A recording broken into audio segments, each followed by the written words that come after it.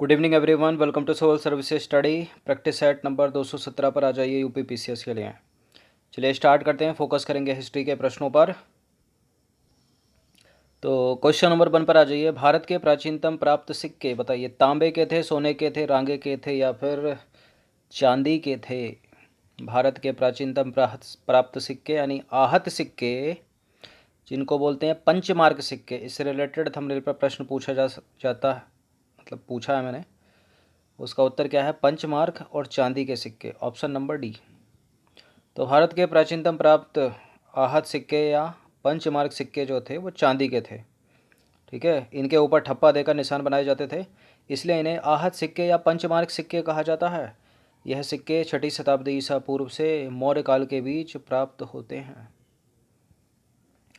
Question number 2 पर आ जाइए। अभिलेखीय साक्ष्य से प्रकट होता है कि नंद राजा के आदेश से एक नहर खोदी गई थी। अंग में, बंग में, कलिंग में या मगध में।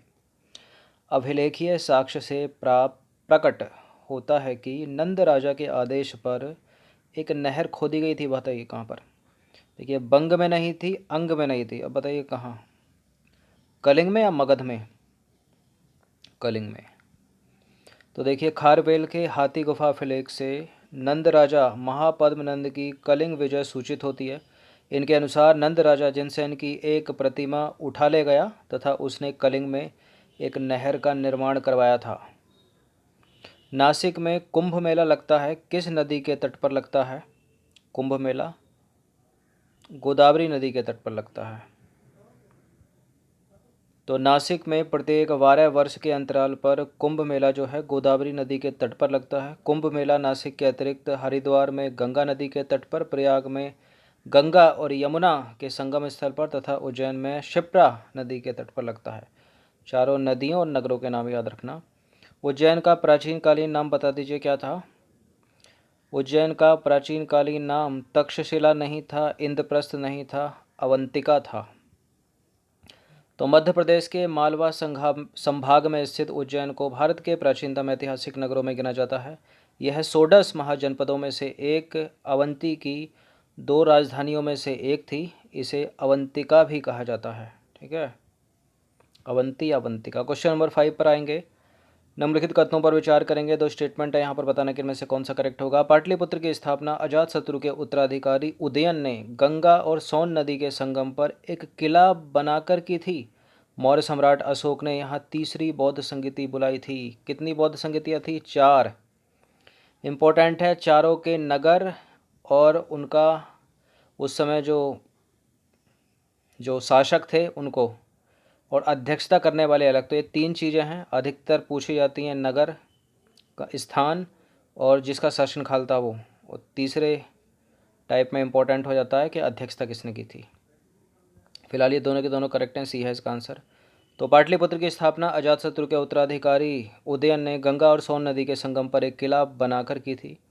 इसने मगध साम्राज्य की राजधानी राजगृह से पाटलिपुत्र स्थानांतरित की। यह नगर शिशुनाग वंश, नंद वंश और मौर्य वंश की भी राजधानी रहा है। ठीक है, मौर्य सम्राट अशोक ने यहाँ तीसरी बौद्ध संगीति 250 ईसा पूर्व में बुलाई थी। पाटलिपुत्र में ही प्रथम जैन सभा भी संपन्न हुई थी। चंद्रगुप्त मौर्य के समय पाटलिपुत्र के समृद्ध तथा शासन व्यवस्था का वर्णन मेगस्थनीज ने अपने ग्रंथ इंडिका में किया है। फिर से सुन लीजिएगा। चंद्रगुप्त मौर्य के समय पाटलिपुत्र के समृद्ध तथा शासन व्यवस्था, पाटलिपुत्र की सही है, समृद्ध तथा शासन व्यवस्था का वर्णन मेगस्थनीज ने अपने पवित्र ग्रंथ या अपने ग्रंथ इंडिका में किया है। इंडिका किसकी रचना है? मेगस्थनीज की। इंपॉर्टेंट है, पूछ ली जाती है। निम्नलिखित में से कौन सा एक ईसा पूर्व 6ठी शताब्दी के प्रारंभ में भारत का सर्वाधिक शक्तिशाली नगर राज्य था? कौन सा था इनमें? 6ठी, बताइए। ईसा पूर्व 6ठी शताब्दी के प्रारंभ में भारत का सर्वाधिक शक्तिशाली नगर इनमें से कौन सा है? Kashi, option number C. तो ईसा पूर्व 6ठी शताब्दी के प्रारंभ में काशी भारत का सर्वाधिक शक्तिशाली नगर राज्य था। कई जातकों में इसके समकालीन शहरों की अपेक्षा इसकी समृद्धि एवं संपन्नता का साक्ष्य मिलता है। काशी की कौशल, अंग और मगध के साथ लंबी प्रतिद्वंदिता थी। इनमें सर्वोच्चता के लिए लंबा संघर्ष चलता रहा। ठीक है। क्वेश्चन नंबर 7 पर आ जाइए। प्राचीन श्रावस्ती का नगर विन्यास किस आकृति का है? वृत्ताकार है क्या, अर्धचंद्राकार है क्या, त्रिभुजाकार है या आयताकार है? प्राचीन श्रावस्ती का नगर विन्यास किस आकृति का है? देखिए अर्धचंद्राकार है। ठीक है। प्राचीन श्रावस्ती की पहचान जो है अलेक्जेंडर कनिंघम ने 1861 में उत्तर प्रदेश के गोंडा के निकट सहेत महेत यानी वर्तमान श्रावस्ती नामक स्थान से की थी। उत्खनों के आधार पर ज्ञात होता है कि प्राचीन श्रावस्ती का नगर विन्यास अर्धचंद्राकार था। क्वेश्चन नंबर 8 पर आ जाइए। मगध के किस प्रारंभिक शासक ने राज्यारोहण के लिए अपने पिता की हत्या कर दी और स्वयं भी वह इस कारणवश ही अपने पुत्र के द्वारा मारा गया? कौन है ये? ना नागदशक है, ना उदयन है, ना बिंबिसार है, यह है अजातशत्रु। Option number B. तो मगध का शासक अजातशत्रु अपने पिता हर्यक वंश के संस्थापक बिंबिसार की हत्या करके राजगद्दी पर बैठा था। इसकी हत्या भी इसके पुत्र उदयन ने कर दी थी। ठीक है। तो बिंबिसार को मारा उसके पुत्र अजातशत्रु ने, अजातशत्रु को मारा उसके पुत्र उदयन ने। पहले कौन मरा? बिंबिसार। मगध का कौन सा सम्राट अपरो परशुराम के नाम से जाना जाता है? बताइए कौन जाना जाता है अपरो परशुराम के नाम से? Bindusara, Ajatashatru, Kalashoka, Mahapadmananda. Mahapadmananda option number D. तो मगध पर शिशुनाग वंश के पश्चात आया था नंद वंश। ठीक है। नंद वंश का संस्थापक था महापद्मनंद। इसको एक और नाम से जाना जाता है उग्रसेन। पुराणों में महापद्मनंद या उग्रसेन को सर्वक्षत्रांक और अपरो परशुराम कहा गया है। ठीक है। सर्वक्षत्रांतक। क्वेश्चन नंबर 10 है। युद्ध भूमि में बड़ी संख्या में सैनिकों के मारे जाने अथवा आहत हो जाने के बाद किस भारतीय गण अथवा राज्य की स्त्रियों ने सिकंदर के खिलाफ शस्त्र धारण किया था? किसने किया था? मत्सग ने। Option number D. तो सिकंदर के आक्रमण के समय जो है अश्मक एक सीमांत गणराज्य था जिसकी राजधानी थी मत्सग। यूनानी लेखकों के अनुसार जो है सिकंदर के विरुद्ध युद्ध में बड़ी संख्या में पुरुष सैनिकों के मारे जाने के बाद यहाँ की स्त्रियों ने शस्त्र धारण किया था। इसी विवरण से पता चलता है कि सिकंदर ने इस नगर की समस्त स्त्रियों को मौत के घाट उतार दिया था। क्वेश्चन नंबर 11 पर आ जाइए। भारत में सिकंदर की सफलता के निम्नलिखित कारणों पर प्रकाश डालिए। तो कौन कौन से कारण हैं भारत में सिकंदर की सफलता के? उस समय भारत में कोई भी केंद्रीय सत्ता नहीं थी, उसकी फौज बेहतर थी, उसे देशद्रोही शासकों से सहायता मिली थी, वह एक अच्छा प्रशासक था। देखिए बिल्कुल उस समय भारत में कोई केंद्रीय सत्ता नहीं थी जब भारत पर आक्रमण किया था सिकंदर ने। उसकी फौज तो बेहतर थी, उसे देशद्रोही शासकों से सहायता मिली थी। ठीक है। ये जयचंद हर समय मिल जाते हैं। ठीक है। चाहे प्राचीन समय हो, मध्यकालीन भारत हो, आधुनिक भारत हो या वर्तमान स्थिति। ठीक है। वह एक अच्छा प्रशासक तो नहीं था। गलत है चौथा वाला स्टेटमेंट। यहाँ पर कितने कटेंगे? 2 एलिमिनेट होंगे। इसका आंसर हो जाएगा ऑप्शन नंबर बी 1 2 3। तो सिकंदर की भारत में सफलता के उपयुक्त कारणों में से 3 तो सत्य हैं, चौथा वाला गलत है। डॉक्टर हेमचंद राय चौधरी ने उस समय यहाँ 28 स्वतंत्र शक्तियों का उल्लेख किया है। तात्पर्य है कि उस समय भारत में कोई केंद्रीय सत्ता तो नहीं थी। ठीक है। निसंदेह उसकी सेना श्रेष्ठ तो थी।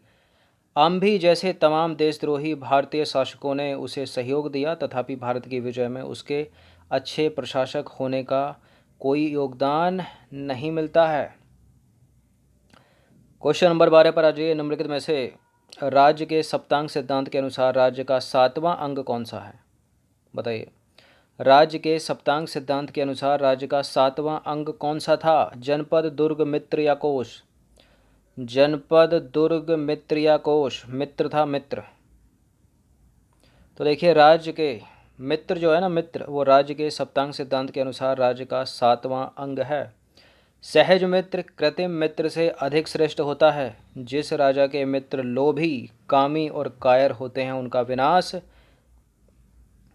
विनाश अवश्य है। अवश्य लिखा है। ठीक है। यह अवश्यम भावी है।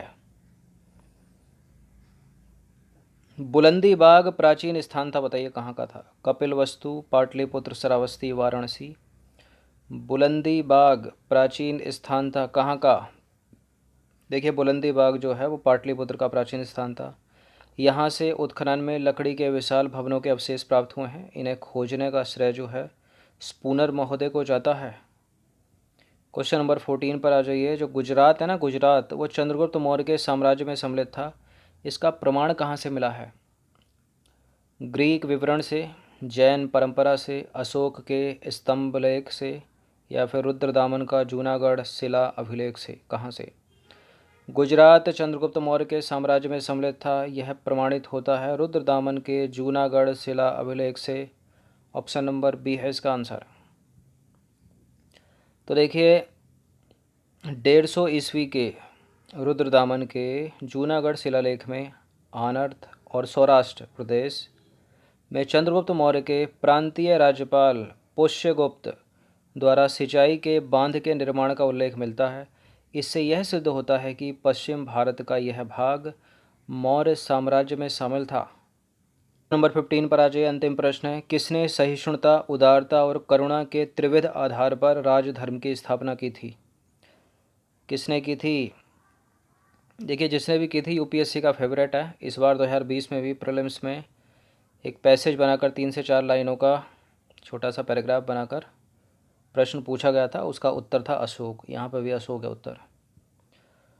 तो अशोक ने अपनी प्रजा के विशाल समूहों को ध्यान में रखकर ही एक ऐसे व्यवहारिक धम्म का प्रतिपादन किया जिसका पालन आसानी से सब कर सकें। अशोक का धम्म सदाचार का धर्म था। यह एक ऐसे नैतिक नियम थे जिनका संप्रदाय विशेष से कोई संबंध नहीं था और जो मानवता के कल्याण के लिए घोषित किए गए थे। सहिष्णुता, उदारता और करुणा उसके त्रिविध आयाम थे। तो ये हिस्ट्री के मध्यकालीन भारत के कुछ इंपॉर्टेंट 15 प्रश्न, इनकी प्रैक्टिस एक बार कर लीजिएगा। धन्यवाद।